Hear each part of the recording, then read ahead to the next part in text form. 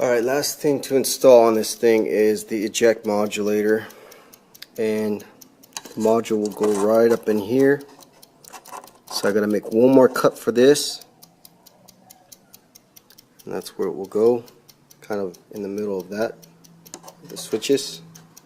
And I installed it real low because I want him to have room for this to fit on the headliner. Any higher, it's gonna probably get in the way, so you want it as low as possible. And I'm gonna make my cut, and we'll see how it looks. Alright, so there we have it. Okay, so later I'll epoxy, oh not epoxy, but I'll screw this to the fiberglass, and then I'll drill a hole for the screw, or for the push button, and that's how it will go, just like that. But for now, I'm going to let the epoxy dry on the standoffs, put some tape over it to keep it in place. So I spent about just under a minute from 30 minutes on that one piece here. So, alright, next step, drill 1/8 with a 1/8 drill bit, because that's the size that fits my screws that I'm using. And I'll show you how it's going to look. Okay, just like that, and then this is going to go right over it, and I'll hold it in place, and then I'll drill a smaller hole through the fiberglass because I want it to thread into that fiberglass. Alright, tighten them down, the screws. I did use a drill bit that's 7/64, it's just a little smaller, so it would thread in. Okay, there it is. And now all I have to do is drill one last hole for the cancel out function. Alright, drilled a small hole out with the, what did I use? I used a 1/4 inch, I believe, drill bit. And you want to do it small, just you want this to fit in there nice and tight, because you're not going to be able to put on the nut from the front side.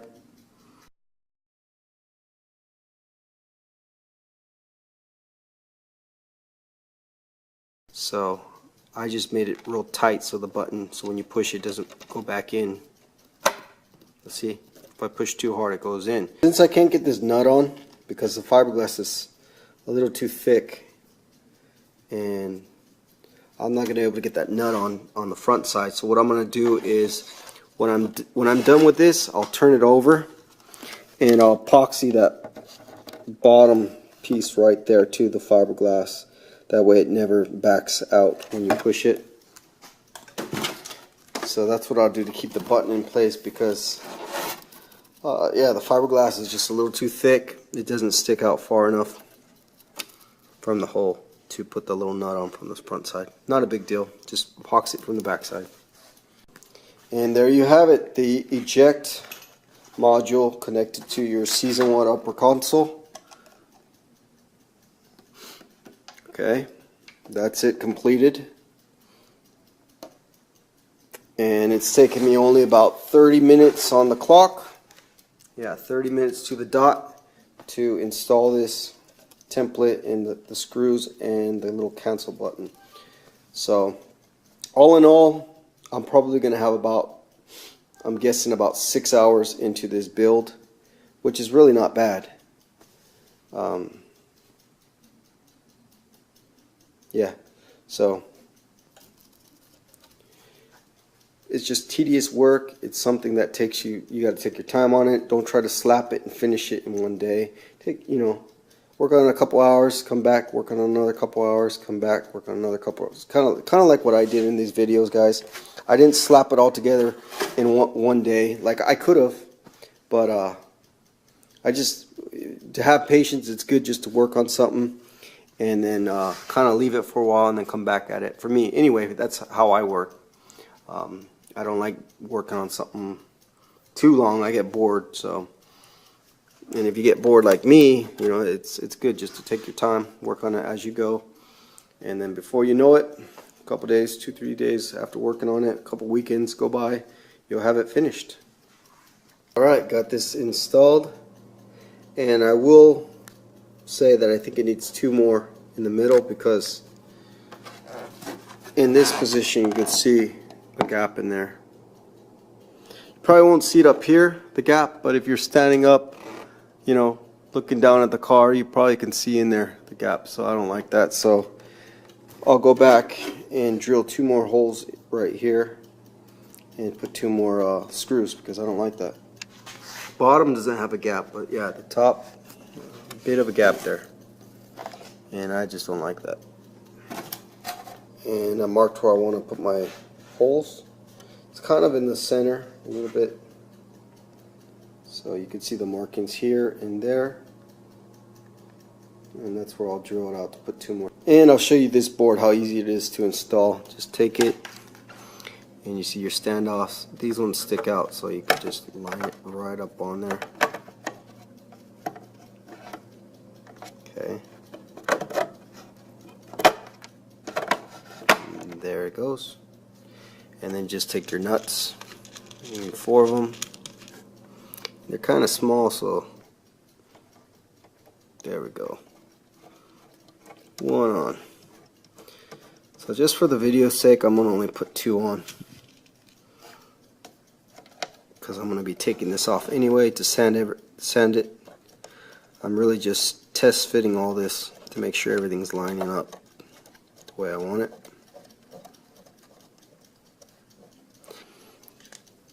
Alright, so that's it. But you can get in there with, you know, and get those little nuts on. And I still got to put the template on this one, so that's why I wanted to do that one and show you guys. Okay. This one fits probably the best out of all of them. This one's just real straight. That one fits good too. This one was a little bit difficult, but it's okay. It's not bad. Corners where I want to put my where I want to drill through. Drilled out the holes. Again, that's a 1/8 drill bit that I'm using for the screws that I got. And then next we'll just set this up on here, just like that. Get it nice and even, and then we'll mark where we need to drill the holes in the fiberglass, and we'll do it just a little smaller again, 7/64, so it can thread in there. And you can see these are Allen head screws, so I'm using an Allen head to tighten it up. To me, this just gives it that factory look. You know, the lower consoles had a lot of these, the door panels had these. It just looks the part.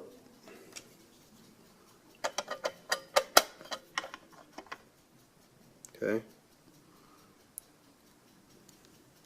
There we have it, all tightened up, nice and straight. And we got the eject there, looking good. And then we got this board here, up in the front, looking good. And now I'll pop in the switches, and I'll pop in this piece here. This one's real easy. Let me show you guys. I made it so tight that when you put it in, like, you don't need any screws or anything to hold this in because it's so tight. And if you can manage to get it perfect and nice and tight, you won't need any screws for this. Okay, pops right in there. See that? Now, as long as nobody goes and starts pushing on it like it's a button, but even if they do, this is going to be installed where the headliner's pushing up on it. It's alright, so these just literally just push in because it's so tight, and they won't fall out. Let's just give it a nice push. And this is a momentary push button. See how it's just momentary, it unlatches right away. But this side is an on all the time. Unless you put it in the middle, then it turns off. So it's momentary on all the time, and off. All these are like that. On all the time, momentary on. So if you had like a power antenna you want to raise, you just click on that, and then you release it. Or let's say you have anything momentary, you know, smoke release, you can push it and let it go. Anything that's just you need a power source for a few seconds, and then you let it go. And this is like if you got fog lights, you want to turn the fog lights on, you can turn, you know, three sets of fog lights on, or whatever you want to hook them up to. I don't know what you guys would want to hook this up to, but So it is an on, and then you can have a momentary. So there's different ways you can buy these switches. You can have them on and on both sides, but I figured, you know, one side on is enough, and then a momentary for something that you just need to turn on real quick and turn off. Oil release in the back or something. So there you go, guys. Again, about 6 hours labor in this, hooking these things up. And honestly, this is the first time I've done this. I've never really did a season 1. So it was the first time for everything, but I'm glad I was able to make this video to help you guys out. Anyone that bought IT Geniali's electronics or Jupiter, because this is probably about the same amount of work either vendor you choose. But it came out good for my first try. And you know, the second time you do this, it'll be even easier. But I got about 6 hours into it. I told Vic I'd charge him only $20 an hour, so you do the math. 20, 40, 60, 80, 100, 120 bucks, guys. But this is a one-time deal. I told him I don't really do this type of work, but I can. And the reason why I accepted it is because at the time I thought it'd be great for a YouTube video to teach you guys how to do it, and that's the main reason why I did it. I didn't really do it for the money. Most other KR vendors are going to charge you $200, $300, $400, $500 to install this stuff. So save yourself the money and try to do it yourself. It's not that hard. Watch my videos. I made this is the third part. There's 1, 2, and 3. So I try to go as detailed as I can. I'm sorry I don't have my GoPro on, but I'm stopping the video and showing you what I'm doing step by step. Go back and watch those other 2 videos to start from the beginning if you barely started watching this. But yeah, save yourself the money and do it yourself, guys. I mean, that's what I'm here for, to help you guys build these kit cars. It's not, you know, the hardest thing in the world to do, but it does take some time. It does take a lot of patience and some know-how. So I'm teaching you the know-how. It's up to you guys to have a little bit of patience and to get the right tools. You know, get a nice drill, get yourself a nice drill bit set. You know, go and buy some nice standoffs. I'll put links in the description where you can buy these. Get some screws, you know, nice screws. I mean, it makes a big difference in the end to have some nice, you know, screws in there. Some Allen head screws. I mean, it makes a big difference, guys. So, again, 120 bucks is what I'm gonna charge Vic. I might charge him $5 for the standoffs and the glue. So 125, and that's it, guys. I'm not gonna charge too much to him because I'm a man of my word, and I'm tired of people in this world that they tell you something and they're dishonest.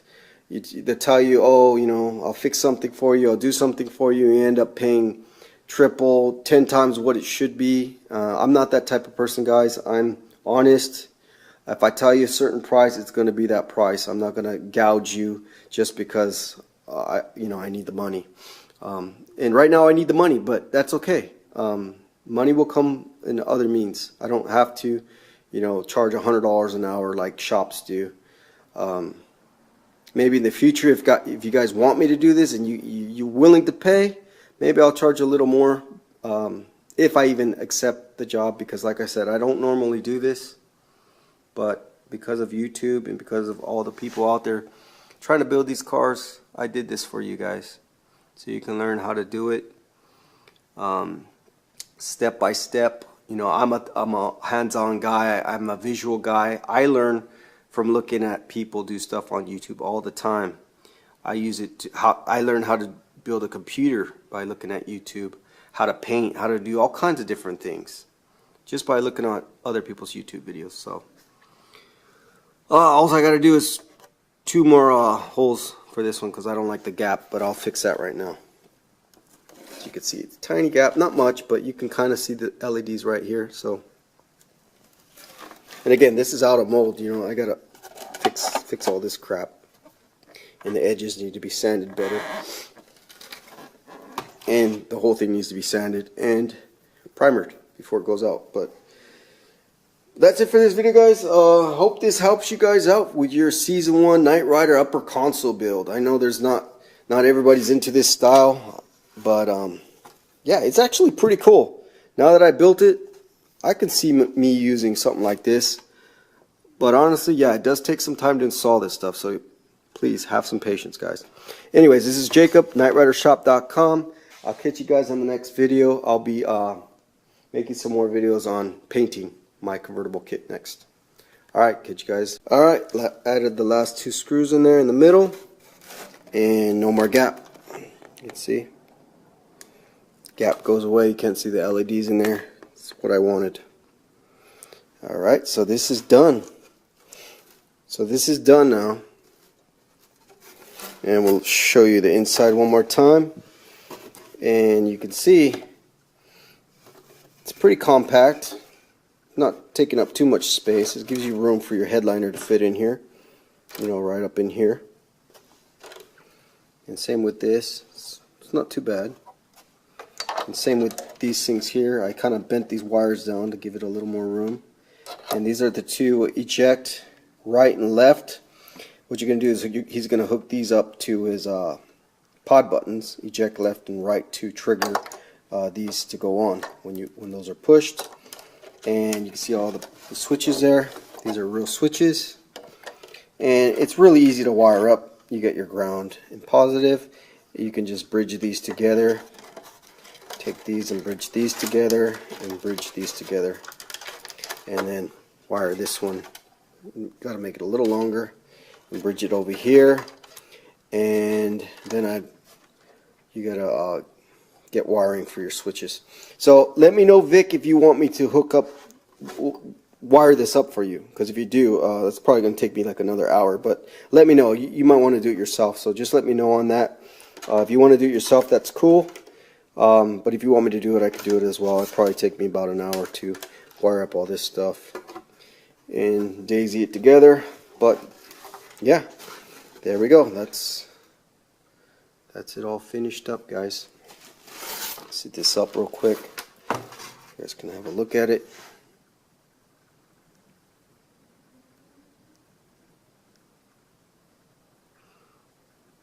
And if he does want me to wire this up, I'll make one more video of it when it's lighted up. And the way this works, they eject left and right. Again, the wires in the back go to your pod buttons. On your left side of your pod buttons, it's going to have eject left. You hook it up to that, and your eject right goes to the right side of the pod buttons.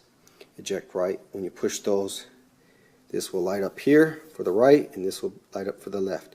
You want to cancel it out, all you do is you come over here and you push this button,